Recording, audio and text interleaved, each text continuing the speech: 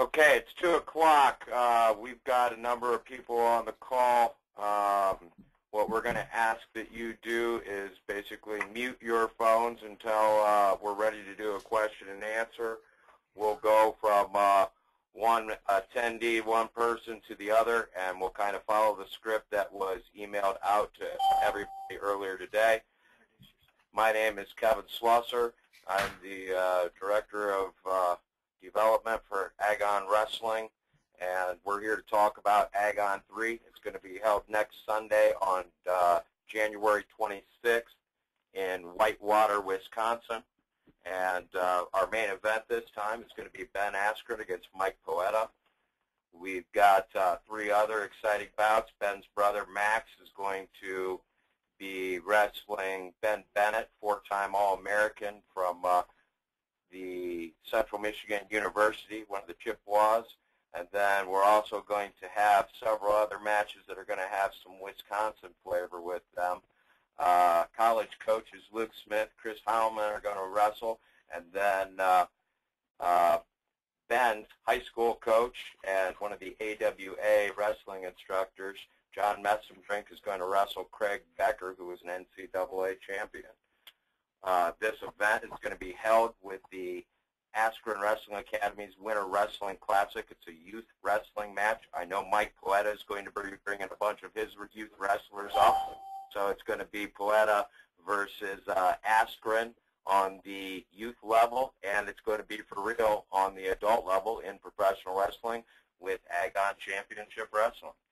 So with that, I'm going to go ahead and I'm going to turn it over to Mike DeSabato.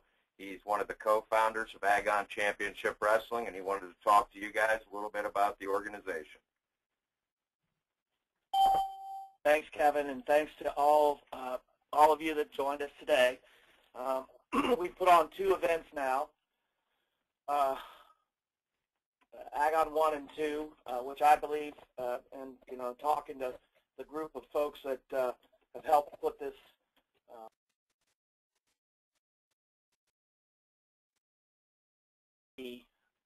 the opportunity that lies before us, which is we believe that wrestling has a global appeal, and if produced appropriately at the professional level, has a significant audience, and maybe the last one of the last traditional sports to reach an economic platform, meaning the TV platform. We're hopeful that our efforts over the next 12 to 24 months will put us in a position to bring the world's oldest sport to American sports fans on television on a regular basis. I'm really excited about Agon 3 because we get to see what I consider to be the biggest star in wrestling, Ben Askren. And I say Ben Askren's the biggest star in wrestling because not only is he a world-class athlete and an innovator in our sport, but he is also a brilliant businessman and promoter of the sport of wrestling. And I'm really excited as one of the co-founders and as a sponsor of Ben's through our CF Athletic brand.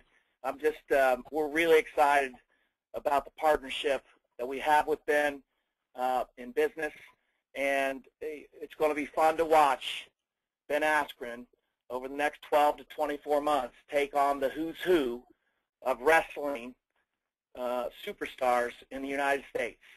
And we believe that people want to watch that. American sports fans want to watch that. Max Askren is also on this call. Max and Ben come from the first family of Funk. And again, what these 2 athletes exemplify, in my opinion, is what our sport needs. We need showmen. We need superstars. And from the looks of Max's girlfriend, which Ben emailed me earlier today, I think he's got superstar potential because absolutely outpunted his coverage. Let me just say that. But we also are joined by Poeta, who the last time we saw him on a major scene was in the NCAA finals with Jordan Burroughs, and held himself. That was a tough match. And Mike Poeta, I know, is coming. He's a Big Ten guy at University of Illinois, and he knows how to bring it. And then Ben Bennett, I can tell you from, I didn't have a lot of experience or I didn't have a chance to watch Ben in college as much as I probably did a lot of Ohio State Buckeyes. But I can tell you this, I was super impressed by his performance at Agon 2, despite the loss. He took on what I considered to be a bigger athlete and went toe-to-toe with him for, I think, 6 minutes before, I think the weight class, had an effect. But it's going to be, I think we've got 2 very exciting main event and co-main event bouts set in a great state, a great wrestling state, Wisconsin, and we want to make this an annual celebration of Wisconsin wrestling by hosting the CF Winter Classic Youth Wrestling Tournament in conjunction with a professional Agon Wrestling Championship bout each year. We love that area. Chicago, is a close proximity to Wisconsin, so we're going to draw from Illinois, Wisconsin, all over the Midwest, which, again, we all know the Midwest is really where this sport, I think, is going to grow tremendously at the professional level over the next 2, 3, 4 years. So with that, I'll turn it back over to Kevin, and we'll carry on. All right, we're going to turn this over to Ben. Ben is from Wisconsin. Obviously, this is something that means an awful lot to him to have this event held there. His wrestling academy is putting on the youth wrestling tournament.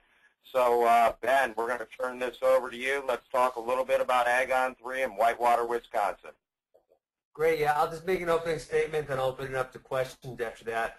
Yeah, we're super excited to have the AWA Winter Classic here. We never had any experience putting on a tournament before, so that's been it's been a lot of work, but it's been a good experience. And the guys at New Wave, they've been showing me the ropes, and I'm learning from the best. So that's going really well. And as we all know, that this event was supposed to be in New York. The plan was for me to wrestle Kyle Dake in his hometown, and obviously Kyle Dake didn't step up to the challenge, so that plan kind of fell through. And so when we said, okay, well, where do we do Agon 3? Since our original plans got canceled, I jumped at the opportunity to have it here in the state of Wisconsin. I told a lot of people I haven't competed here since I've been in high school. That's in any form, in folk style wrestling, in freestyle wrestling, in MMA. I haven't got to compete in my home state in nearly a dozen years, and I think Max is the same way. Hasn't wrestled here since high school, so it's going to be an awesome event, getting to kind of come home and wrestle, and then obviously. With our wrestling academy kids, kids that we coach, and we preach all these important values to, that we're actually going to compete in front of them, and so they don't just have to hear us talk about the values; they get to see the values in action. It's going to be a great thing. So we're really excited to have Agon 3. Happy to have everyone jump on this call, and it has been a bumpy road moving through Agon 1 and 2 and 3, and this is like a business I've never dreamed I would be in. But it's a lot of fun, and we're growing, and we're learning, and I'm just excited to move forward with everything. Okay. Ben, we've had a number of people that are doing an audio only, and we've had a number of questions that have been texted or emailed in to me because they're just on a audio connection. One of the questions that I had, Ben, from one of our writers was, how are you finding time right now to focus on your wrestling training when you're also training for mixed martial arts?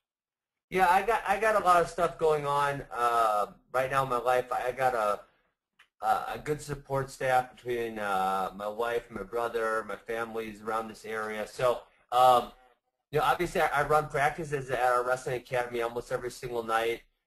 We have MMA practice at 1 o'clock, or sorry, 1:30 every day. So I try to make 3 or 4 of those a week. And I also help coach at Rufus. So we had a guy fighting UFC last night. He unfortunately lost a split decision. It was a close one. I thought he got the win. He didn't quite get the win. And we have 2 more guys competing here in Chicago in about 10 days, and then we have Eric Koch competing in February in UFC in Las Vegas. So it's been busy for me. I try to make time to wrestle 3 or 4 times a week in addition to my MMA workouts is what I really try to do. So it is tough fitting it on my plate, but it's all stuff I really enjoy and all stuff I like to do. So I make time for it all. Another question that we had from the audience was, as a child, you didn't have that professional wrestling competition or organization that you could aspire to join. Did you know you wanted to do mixed martial arts early and wrestling was a path to that, or was wrestling the focus all the way through and mixed martial arts became an opportunity because of your wrestling? I wouldn't say it's exactly either one of those.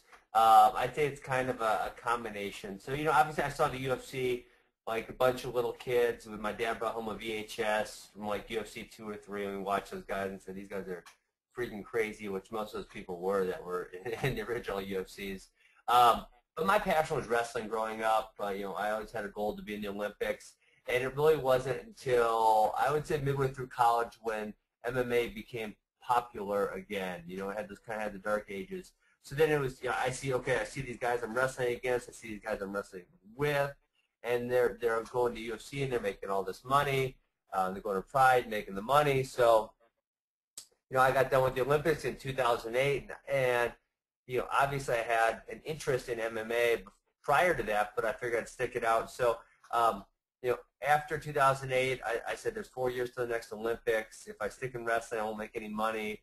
I might as well at least try MMA and see what I think of it and see if I like it before I decide anything. But say, I go 6 months, I don't like it, I'm back, and I can wrestle in the next Olympics. Well, ended up that I enjoyed it, and it gave me the ability to make a really, really good living. I made a lot of money in MMA, and it gave me the ability to use the skills that I've developed my whole life to continue to make a living and do something I'm passionate about and I like. So I would say it was a combination of those 2 choices.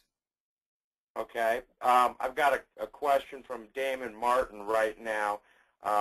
Ben, is it frustrating at all not getting the match with Kyle Dake? And if that's something that you will continue to pursue, or do you move on from Dake and set your sights on the next one?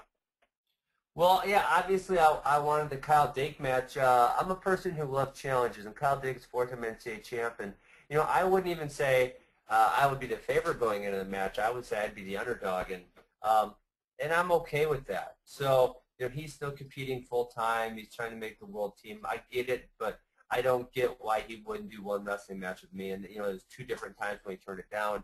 The good thing is this coming spring, there's a big crop of really good guys graduating from college. So I'll have other opportunities. If Kyle Dake never wants to wrestle, I guess that would disappoint me, but that doesn't mean that Agon's not going to work and we're not going to keep, grinding this out.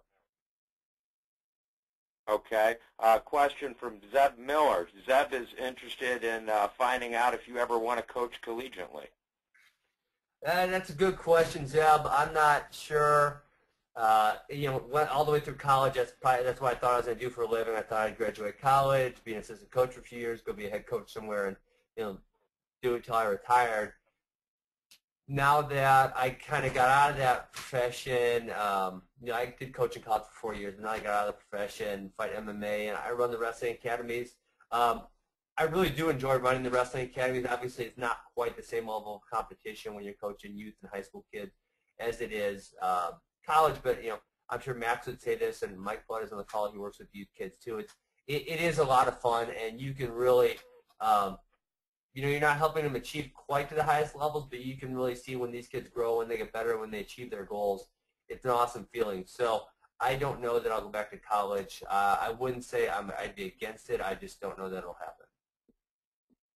Okay, got another question.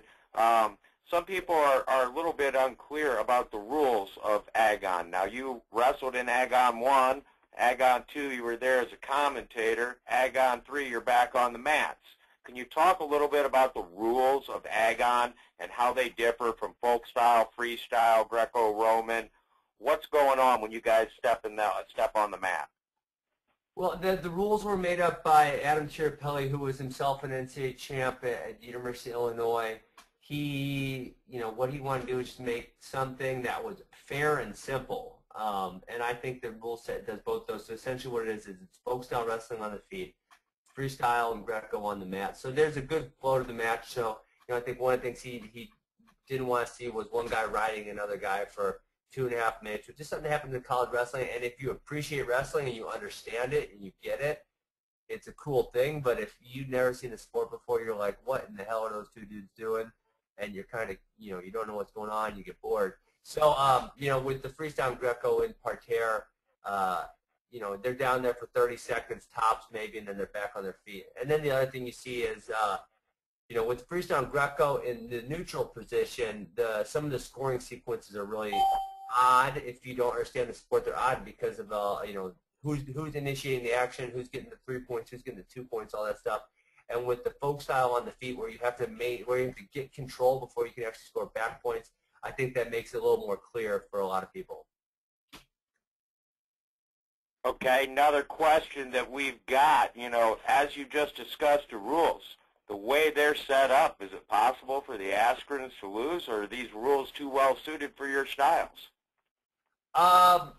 Yeah, looking at the rules, you would think I would have made them, but they're definitely well suited for my style. I had pretty good mat wrestling in folk style also, but I do like I'm solid in freestyle and Greco on the mat. Obviously, it's been a while since I've competed full time in freestyle and Greco, so got to always brush up on that stuff. But the folk style on the feet is really nice. You can expose your back and not worry about giving up points until control is assumed. So yeah, they definitely are. I definitely do like the rule set, and it works well for me. Okay, another question that we've got sent into us. Right now, we know you fought in Bellator. You've got a new contract. Is the UFC the ultimate goal? Are you happy where you are? Will we see you back wrestling, trying to make 2016? What's the future plans for Ben Askren? Well, the future is always interesting because you can plan it as much as you want, but you don't always know what's going to happen. So, right now I'm going to ONE FC. I'm excited about the opportunity. I don't know that I'll ever fight in the UFC, obviously, with the negotiations and everything that happened. Obviously, I wasn't happy at all about how that all went down. I think there's a bunch of shifty stuff going on behind the scenes. So, the ONE FC guys treated me well so far. I got good feelings about what's going to happen in that organization. So I'm fighting there. Hopefully this spring. I think I got a date, but I'm not really allowed to say quite yet what that date is. And then as far as wrestling, I don't think I'd ever train full-time for wrestling. That doesn't mean I will never wrestle in another U.S. Open or another trials. Because obviously, I qualified for the trials by being a world team member like I was in 2008. I'm perpetually qualified for the trials, so I can just show up any year I want and wrestle. So I don't know that I'll ever full-time train for wrestling again, but that doesn't mean I will just show up and try to wing it. Okay, I've got a question from, next question would be from Ian Kidd, and he's with Bloody Elbow. His question is, what steps do you feel other wrestlers can and should be taking to get other combat sports fans paying more attention to wrestling and Agon? Great question. Yeah, that's a great question, but it's also a tough question to answer because if I knew the exact answer to that, obviously we'd be able to crank up the viewers no problem. So I think it's a few things. I think I think number one, I think that the rule set being as simple and fair as it is, I think that's really important. I think we're going to see a lot of people like that a lot. I think that drama is a really important thing. You know, the biggest example I use is professional wrestling. It gets 10 million viewers every single week, and it's fake. I mean, it's male soap opera. We all know it's fake, but there's still 10 million people who watch it. So I think if there's a certain amount of drama to go along with it, and that's not saying, you know, you got to turn into dirt bags or nothing, but definitely some back and forth between the competitors. I think people like that, and that definitely catches on and makes people more interested for sure. Okay. I've got another question, Ben. This is from Daniel Downs. Who is helping you train right now for your matches? Are there high-level wrestlers in Wisconsin for you to wrestle to get ready for this? Or, you know, can you talk a little bit about specifically about your training? Cool. I'm glad Danny jumped on the call. Danny's one of my old training partners from Rufus Sport, and he fought in the UFC. He's living out in San Diego, so he's not enjoying the snow like I am right now. Well, obviously, I have my brother here, and you know we get to train a couple times a week. Obviously, we're both busy, but we do definitely get to wrestle. And the other thing I do is I go to wrestle at local colleges. There's a lot of Concordia, MSOE, Whitewater, you know, some of the colleges I get to go train at. So obviously it helps them because I get to go and work out with their guys, so it helps them, and then I get to get a good workout in. And then we also wrestle usually one time a week at Rufus Sport. I coach the wrestling, and I get in there and mix it up with the guys. And, you know, none of them have really, really strong wrestling backgrounds, but there's a fair amount of them who are getting pretty solid at wrestling. So, like I said, I try to get 3 or 4 extra wrestling workouts in a week besides the MMA training. It's not the ideal training situation. Like, I'm not at like a Penn State where I got a Ruth and Taylor to go with every single week, but I make it work for sure. Okay, we've got another question just texted into us. You mentioned professional wrestling.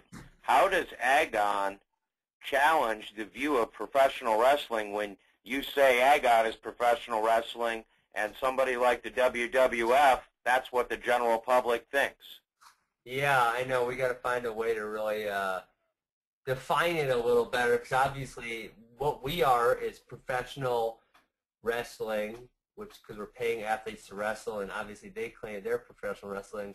So I don't know, maybe we call ours professional real wrestling. I don't know. We got to make the definition, or hopefully people just you know, catch on to it. But that's something we'll have to figure out as we grow bigger. That's something we're going to have to figure out how to do, is to differentiate ourselves from the fake stuff. Okay, a couple of the guys you've mentioned earlier, we got another request or another question.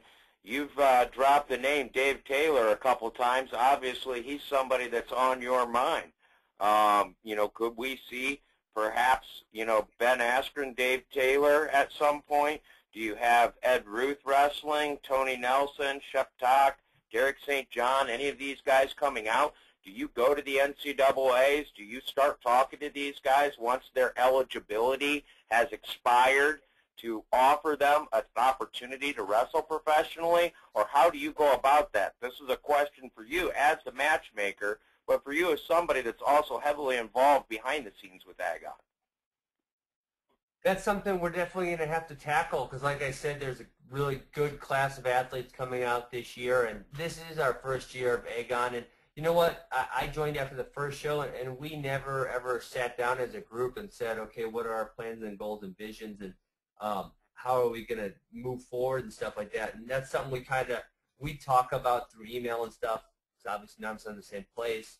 But yeah, obviously, those guys are the big names right now because they're on the Big Ten Network all the time, or where, you know, they're in the spotlight. The guys that are in college, so definitely those are definitely guys we want to get involved with our organization. And so hopefully, you know, we can figure out how to tie those guys in fairly quickly after they graduate college to keep that spotlight on. Got another question from one of our writers over email. basically he said several times, you've mentioned television, whether it be MMA, and obviously I'm adding this to his question. You just said the Big Ten Network. How important is it for Agon to get on television, and is that something that you guys are actively working on? Well, I think it's important not to rush it. I think if we look at Real Pro Wrestling, they rushed it on TV. I know they spent a huge amount of money on the production costs, and obviously they weren't able to stay around for a long time. So I think in the long term, it is probably important to get that platform.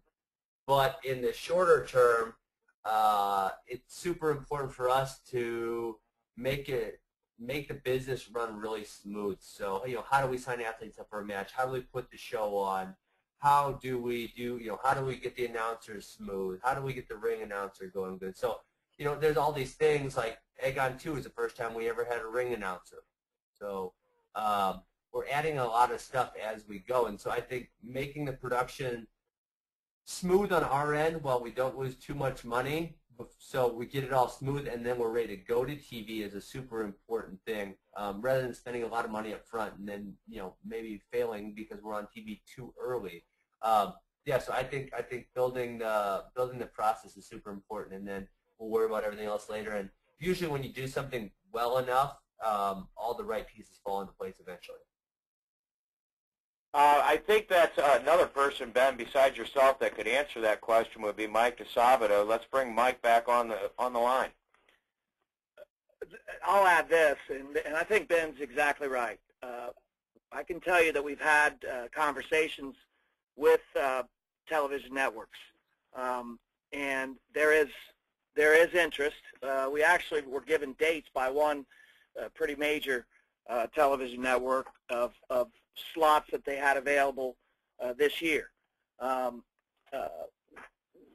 We want to make sure that, again, we learn how to do it before we show everyone and put it on a major network for the first time. Again, I don't think there's a rush here. If other folks want to compete in the market and they can put on a great product, we're not someone that's saying we got to get we got to get there first. I think we're going to get there the best because we've got a good team of folks that are passionate about the sport, and quite frankly, we've got to build a coalition. The coalition's still under progress. I mean, ultimately we want to have support from all points of wrestling. There's a lot of obviously change going on in the wrestling business as we speak. You cannot not have change after what we went through almost a year ago. February 12th, 2013 was not a great day for the sport of wrestling. So again, I think there's a significant interest at a major television network place. I can tell you that we've had meetings where we know that sports programming, in particular sports programming related to an Olympic sport like wrestling, is valuable, and the content that our sport creates is valuable. We need to teach each other how to do the business so that when we get to the point where we think we're ready to go to TV, we're ready. There's a lot of people. Ben Askren's done this before. He's been in an MMA promotion, but a lot of the guys on Mike Poeta, this is the first time Mike Poeta has been in a professional show. So there's things that we need to teach our own athletes about how to be prepared for the big screen, and the big screen's coming. We're very confident in the future of Agon as it relates to television, because we've got Superstar. His name's Ben Askren, and people want to watch him, and they want to watch him wrestle. And we've already, we kind of alluded to it. Ben Askren versus David Taylor in State College in front of 16,000 Penn State fans, or maybe we move that to Philadelphia. I mean, it's not hard to imagine that match being a match that a lot of people want to watch. It's going to happen. Those kind of things are going to happen. It may not be Taylor. It may be Ruth. It may be someone we don't know right now. But the fact is, people want to watch super matches, and they want to watch wrestling on TV. Okay. With that, I'm going to pull Mike back off the call. We've got a few more questions for Ben, but I want to encourage anybody who's doing the audio only to text, email, or you can use the system with GoToMeeting, and you can send us an online message for any questions that you would have for Mike DeSabato. So please send those in. Back to you, Ben. One of the questions that I just got, is there a specific dream matchup that you would love to be able to put together for Agon in the next 6 months? Well, I mean, I'm a huge wrestling fan, so there's too many to talk about. I mean, when we think about all the people who are, active either in wrestling right now or in MMA, there's so many matches that we could talk about. If especially if we're talking about, can we pull UFC fighters back in? Can we pull a Daniel Cormier or Chris Weidman or Johnny Hendricks back into a wrestling match? Which we don't know the answer on that right now. Because we have, no one has got UFC permission to wrestle in a match yet. I don't think it's impossible because obviously UFC lets their guys compete in jiu-jitsu competitions and stuff like that. But I mean, as a matchmaker, there's just too many awesome matches to want to say one specific one that I'd like to see happen. Okay, I've got another question. There's been a lot of fighting organizations that have existed over the years. They've done one-day tournaments. They've done multi-event tournaments. So you yourself have dealt with that in Bellator. Are we going to see Agon champions at some point? Will those guys be wearing, your guys, will you be wearing a belt in Agon? What is going on as far as that goes, Beth? We hope so. We don't have exact plans to make belts, but obviously when we do decide to make a belt, I don't think we're just going to throw it up and say, hey, these two people are, one of these guys is going to be the champion. I think we're going to set some kind of 4-person or 8-person tournament up where we can crown the champion, and then that person will defend his belt from moving forward from there on. But yeah, we want to do something like that. We haven't got the infrastructure quite yet to set that up, but we will definitely be looking forward to do that in the future and crown some champions. Okay, I think Mike DeSabato wanted to add something to that, to your answer, Ben, so we're going to turn this over to Mike real quick. Mike. There will absolutely be a belt. And a belt, the belt will be spectacular, guys, because there's nothing cooler than winning a title and having a belt that you can put on your mantle. And again, we've got to do stuff that's cool. Having a belt system is very cool, and that belt will be a prize. And so that's a no-brainer. Now, how that happens, again, when we're ready to do that, a tournament-type format has been discussed. We haven't locked in, guys. But again, we hope to, after Agon 3, sit down and have some of those discussions. What Ben alluded to, it's kind of been a whirlwind since October. All of the partners in this effort, are full-time, have other full-time jobs, including Ben Askren. So what we do have is a lot of passion and a lot of we're getting emails and tweets and positives about the movement from all parts of the wrestling community, and even more so from the mixed martial arts community. So things are good, and the belt system is certainly something that's, I think, is a must for our sport. And when I go to Mark Coleman's house to have a beer, once a month, which I tend to do, it's pretty cool to see, 3 or 4 belts sitting over there the size of, my head. That's pretty big. So excited about the belt system, and I can see Ben Askren wearing one someday soon. Okay, we've got another question that came in that both Mike and Ben can answer. Ben, one thing that people are asking about, I've got two questions from writers, so I'm going to try to combine the two of them. Can you talk about then, if there is going to be a belt system, obviously you've had a number of matches and two events, you've got the third one scheduled. What are the weight classes and how is that organized? Because it seems like we've had some guys that were a little bit heavier than others. Are we wrestling at catch weights? Are there defined weight classes? What do we have here in Agon? Yeah, at this point, there's definitely no defined weight classes. We're kind of just matching people up. You know, for the first event, I wrestled up at 195 against Quentin Wright. This event, I'm down at 175 against Mike Poeta. So I'm kind of bouncing all around the place. And everyone else is just matching up. I know Ben Bennett wrestled 200 pounds against Cam Simaz, and I think he's wrestling at 190 or 195 against Max. So they're definitely not defined weight classes, but you know that is something we've been in talks. Do we use the MMA weight classes because those are really simple? Do we stick with the wrestling ones? You know, even though those are a little more odd. So yeah, that's another thing. Like Mike said, I think a lot of the partners are hopefully going to try to sit down after Agon 3 here in Wisconsin and maybe talk that out. And yeah, eventually, hopefully, we'll have good, solid weight classes that we can stick to. Okay, a couple more questions. I've got another one from Bloody Elbow.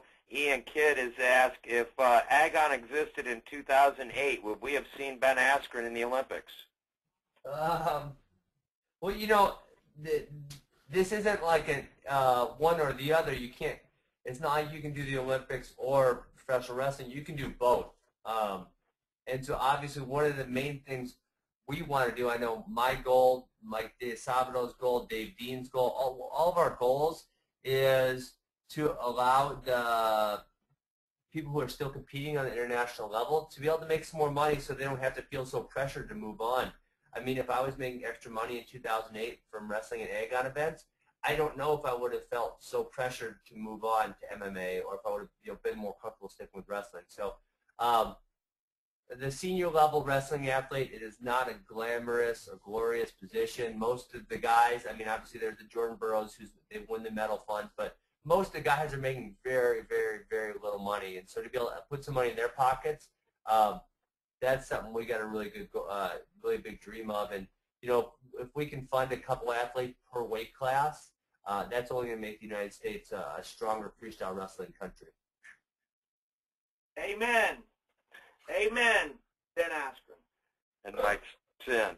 I've got another question from Zeb Miller. He's with Flo and with Go Ohio Cast. His question for you, Ben, is, you know, you're kind of getting up there in age, and you've got some miles on your tires. How long do you see yourself competing in wrestling and then competing in mixed martial arts? It's a good question. I don't know. I always said I'd be done when I had a kid, and I got an 11-month-old now. So I always say now I'm past my expiration date, but I'm still going strong. I still feel great. I train 6 days a week usually. I'm the oldest guy on my MMA team by over 3 years right now. So still keeping up with the young bucks. Obviously got to train a little smarter than I used to, but I'm still going strong. Okay, got another question here, and this is covers all sorts of. Maybe we'll bring Mike on for this. Mike, are you ready for a question? How far in the future until we see more advanced production elements in the video stream? When can we see the score clock, graphics, multiple cameras? This is from Mike Reardon. Do you want me to answer that, or does Mike Sabato want to answer that? I'll try. I'll try, Ben. Okay. Thanks for the question, Mike, and thanks for joining us. I think we'll have a better sense after Agon 3 how soon that's going to come. Again, this partnership of guys, and we got a nice coalition of former D1 athletes: Ben Askren, Dave Dean, myself, Brian Lindsay. And then a couple other, you know, there's a lot of folks that care a lot about the success of Agon. And you know, again, this business kind of developed out of a storm in the desert. Hey guys, let's do something. Let's do it now. It's enough. It's one thing to keep, you know, to talk. It's another thing to do. So, you know, we're learning in this process. The first production obviously was produced in conjunction with Flow Wrestling. The second production we did in-house through some existing networks that Dave had up in the Michigan market. You know, we learned a lot in Agon 1. We learned a lot in Agon 2. Agon 3, I think, will be a similar quality. I hope it's my goal. And again, you can have goals and try to achieve them, and you've got to deal with realities of where we are from a business standpoint. But the long and short of it is, you know, we hope to by July, Las Vegas, to be able to show the world a great show, both from the production side, at the event level, and on TV. So again, there's a lot of moving parts in this business, you know, especially when you're also trying to run other businesses. So we'll see. I think a lot of this has to do with you know, funding and organization and whatnot. And again, we're trying to figure out a lot of that stuff and what the best structure is. This is a liquid and movable organization as we speak.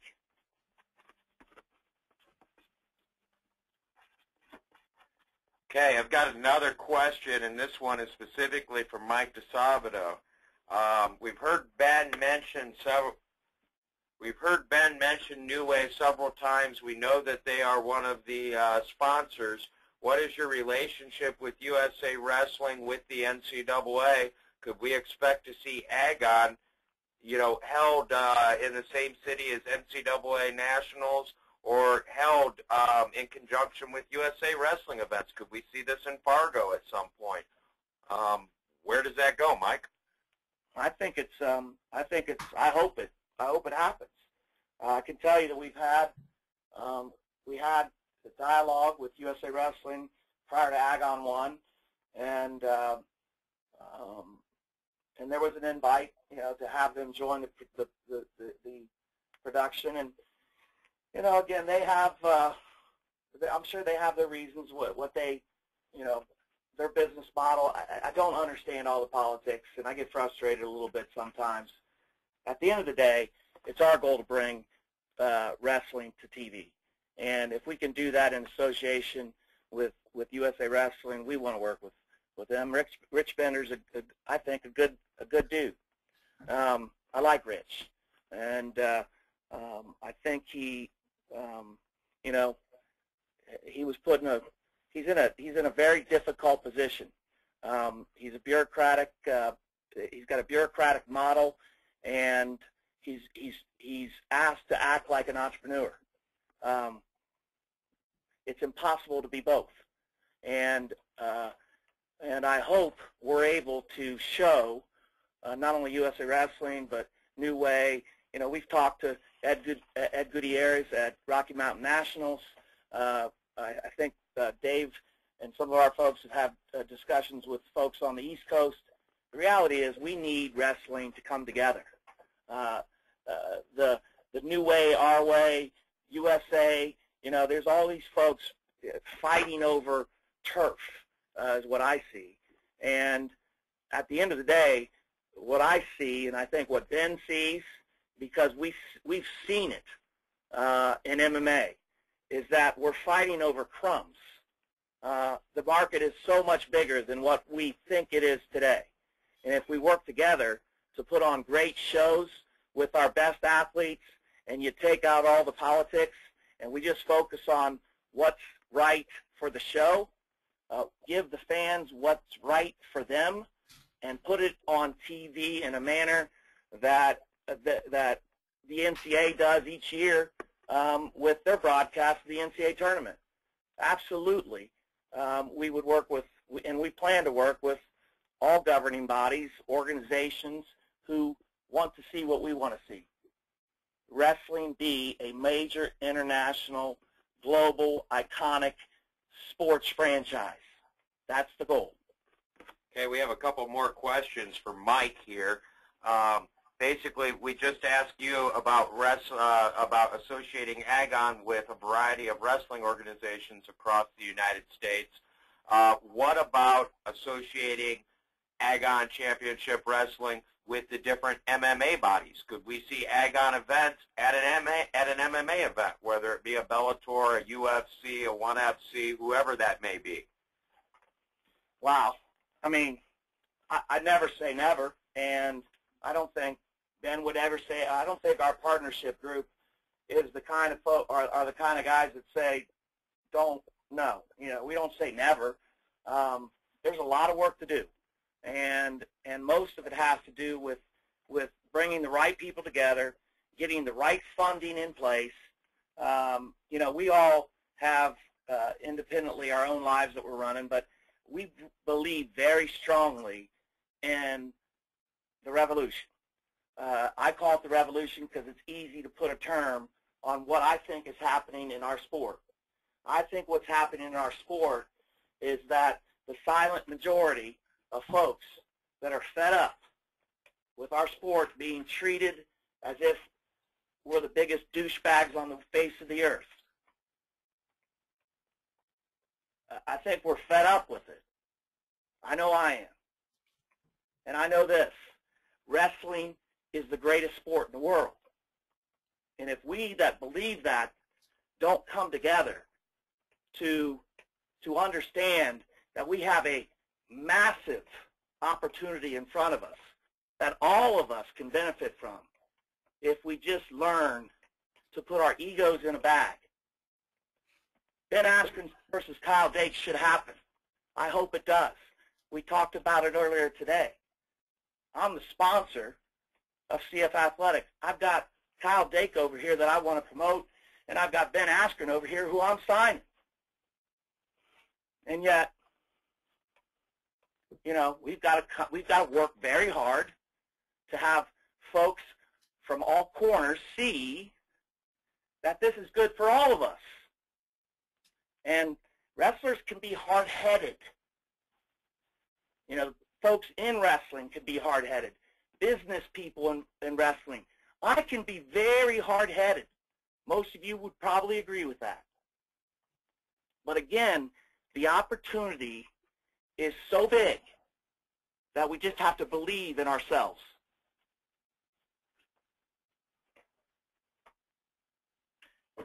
Okay, that's a good one there. Kind of starting to sum up a few of these things, Mike. We've got another question. I think it's very good, but it's a three-part question. Mike, with Agon Wrestling in the books 2013 already over, where do you see Agon in 2 years? Where do you see Agon in 5 years? Where do you see Agon in 10 years? I see it on TV. I see our sport on TV. You know, hopefully, you know, we can have a wrestling channel. I mean, the reality is our sport, if we believe in it, we believe in ourselves, and we put the right people in place, and we fund them correctly, we can build a sport and a lifestyle in the same way that surf's done it and other sports have done it. We just need to show that our culture, our values, our way of life is the best way of life. And, you know, Ben Askren does it every day at his wrestling academy, and we've talked about this before. We should be proud of who we are because the wrestling community is one of the greatest communities in the world. It's global.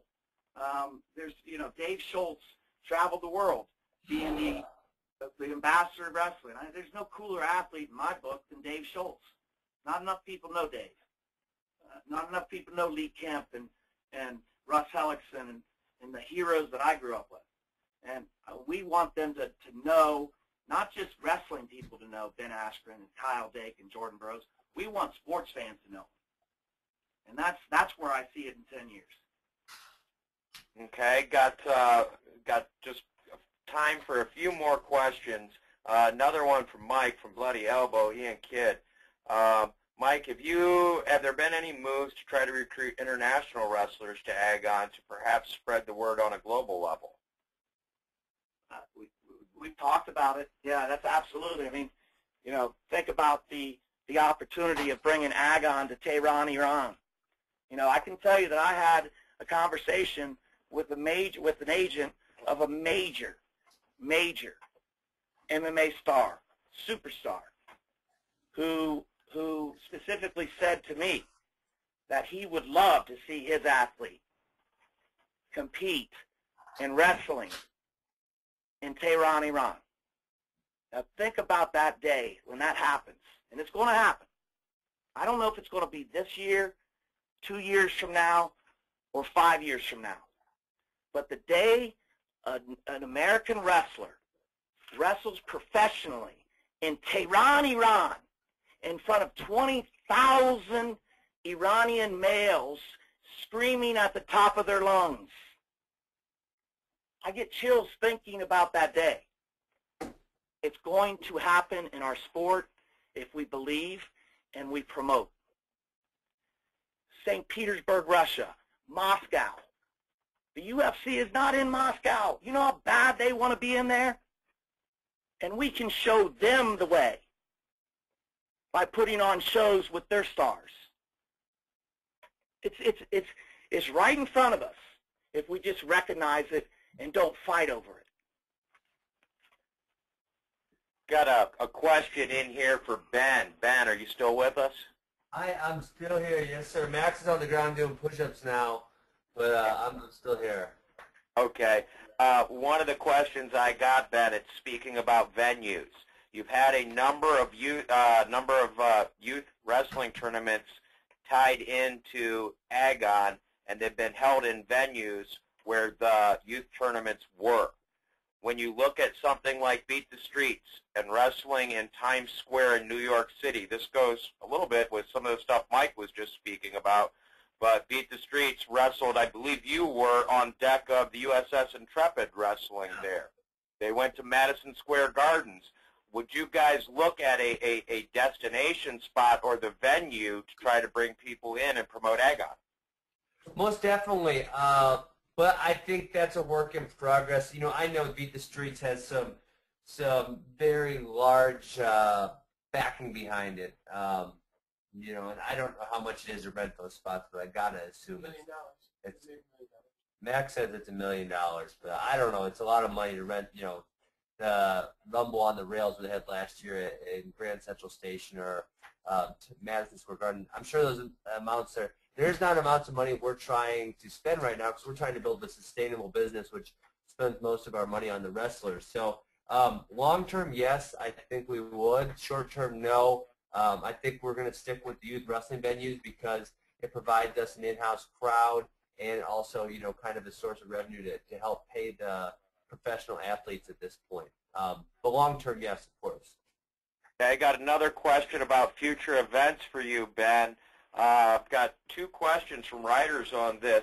In the fall, would you ever think about putting on an event in a wrestling state like Iowa and have something when Iowa plays Iowa State and tie a ball game? We're definitely, like I said, we don't have a lot of those plans in place, but yeah, I mean, those are all good ideas and all things we're going to look into. I know we definitely want to have one in Iowa just because there's such a passionate fan base in Iowa with wrestling and a lot of great wrestlers in that state. So obviously we'd love to go there. And we'd really love to go to Pennsylvania too because the Penn State Nittany Lions have really got that fan base energized. Pennsylvania has been one of the best wrestling states forever when you talk about youth and high school level wrestling. But it really hasn't been until a couple years ago that the Penn State College has got the wrestling base there. They're just so energized. You see they sell out almost every single event they do right now, and that's a huge thing. So those are 2 places we'd love to go, but we don't have exact venues or anything set up as far as next fall. Okay, I think Mike wanted to add something on that question. Mike? Guys, one other thing I'll say, just to give you something to think about, or something we're working on, I should say, is we've been approached by major facility in South Dakota, the Pentagon at the power facility out there. I don't have all the information in front of me on the venue and whatnot, but we're real excited about the opportunity to put on a show in South Dakota. We're targeting June. I can tell you we were approached by 2 major sponsors in that area that love the idea of bringing Agon to South Dakota in conjunction with work that they're doing at this major sports pediatric or sports orthopedic institute. Again, it's exciting to see folks in the wrestling community liking the brand enough to say, how can we help you put on a show? And from what I understand, talking to Chris Bono about the Pentagon and the facility, South Dakota State has competed there. It's a world-class facility, and I can tell you the state of South Dakota, and the Sioux Falls in particular, wants to support an Agon show in June. And then, and again, I'll also say the Iowa-Penn State market. Just look at the crowds. I mean, we all saw the Twitters when the Penn State folks filled the Coliseum, or wherever the Bryce Jordan Center, 16,000 people to watch Pitt. Again, it's just proof. If we produce good content, people will come watch. Okay, Ben, I was hoping that you might be able to interrupt Max's workout and bring him on the call. We've got a couple questions for Max. Is he available? He's done working out. He's eating some walnuts or almonds or something right now, but I think he's ready to take a question.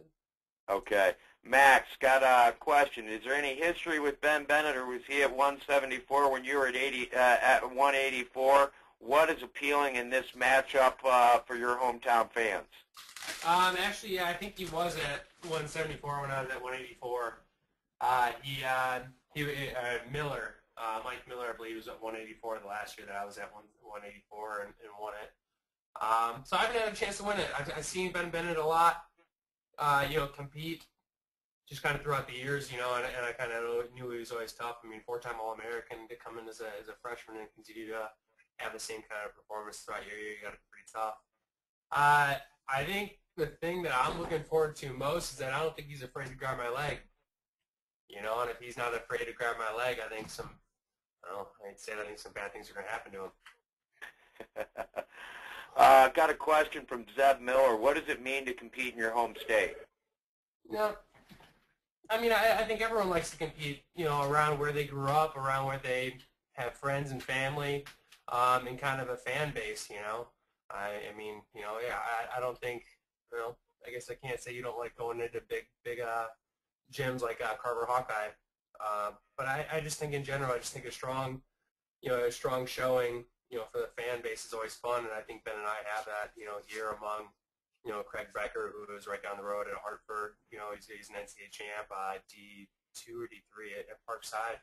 And then, Coach Messenbrink's been coaching in the area forever. So I think it's going to be fun. I think there's going to be a lot of people there. I think there's going to be a lot of excitement on. And I think myself, Ben Bennett, and everyone will have fun. Another question, and this goes kind of with some of what your long-term plans are. Are you done doing Team USA and freestyle, or is there a world or Olympic team in your future? I think that's, to be honest, I think that's on the back plate right now. I loved what I did when I was in New York. I was in New York, and I coached full-time. I coached full-time from before I graduated from college. I moved to New York and I started coaching there. I actually coached Brian Robuto and lived with him. So you can see him on at the NCAAs, and hopefully he'll win it this year at 157 as a freshman. But yeah, so I did that. I had, that was my business, and I did that throughout the day, and I trained in the evening and when I wasn't coaching.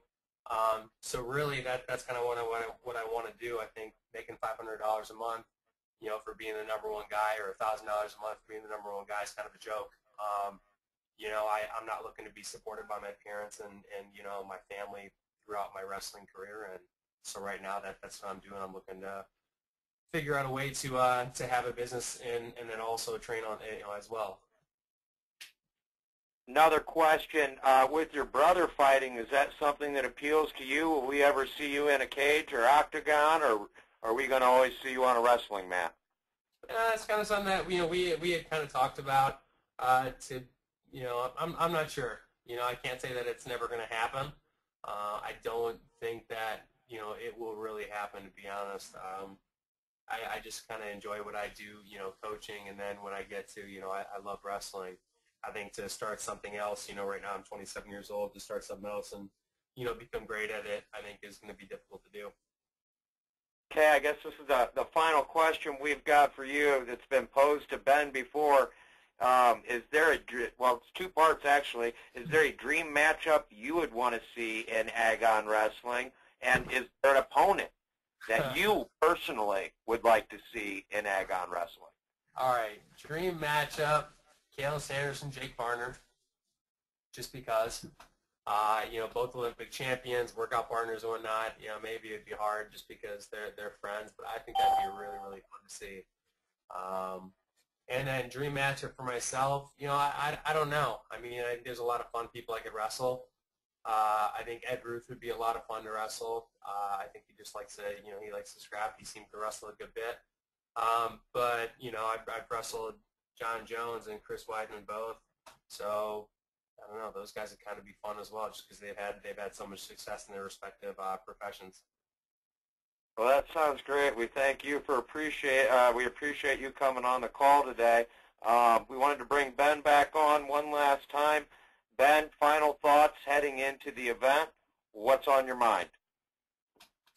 Well, we got a lot of stuff, obviously, because I'm working on both ends. From I'm planning the tournament, the Agon event, so I got a lot on my plate coming up in the next 10 days or so. Got to keep my weight down, got to make weight. So I'm excited. Obviously, got a lot of stuff going on, so I'm almost too busy to be excited. So I'm just ready to get this event on the road. I know it's going to go really well, and then build from there. Because obviously, like Mike and I, you've heard both of us say, it's been kind of a whirlwind for everybody. But we're just looking to get better after every single event and build something that will last to the future for everyone. Okay, Mike, same thing. We're wrapping this up. We're closing things down. Final thoughts on Agon 3 and what's on your mind going forward? Agon 3, I'm looking forward to it. Anytime I get to watch Ben Askren, Max Askren wrestle, it's going to be exciting. So to have 3, to put on 3 shows, that's an accomplishment, and on to 4. And I think Ben said it well. This is I'll give my daily call out to the CF. This is going to be a grind. It's not something that you just say, hey, we're gonna start a pro wrestling league and we're going to be on TV. There's a lot of work that goes into it and a lot of coalitions to build. And but again, we're very bullish on the future. We think wrestling has a place at a professional level in the U.S. on television, and we're gonna make sure it goes there. So appreciate everyone being on the call. If there's any requests for individual individual interviews that you want with any of the athletes involved in Agon and Agon WC, just let Kevin Schlosser know. We'll arrange those. And again, we need all of you guys to tell as many stories about our guys as possible, because that's what we're fighting. We need to get our stories of our guys and our athletes in front of sports fans, in front of fans in general. So thank you everyone for joining us today. Okay, final reminder, CF Athletics, special thanks to them, the Askren Wrestling Academy, and Tiffin Mats. They will be sponsoring a live broadcast of Agon 3 on the Agon website, www.agonwc.com. With that, we're going to end this call. We thank everybody for participating, and we will see you soon.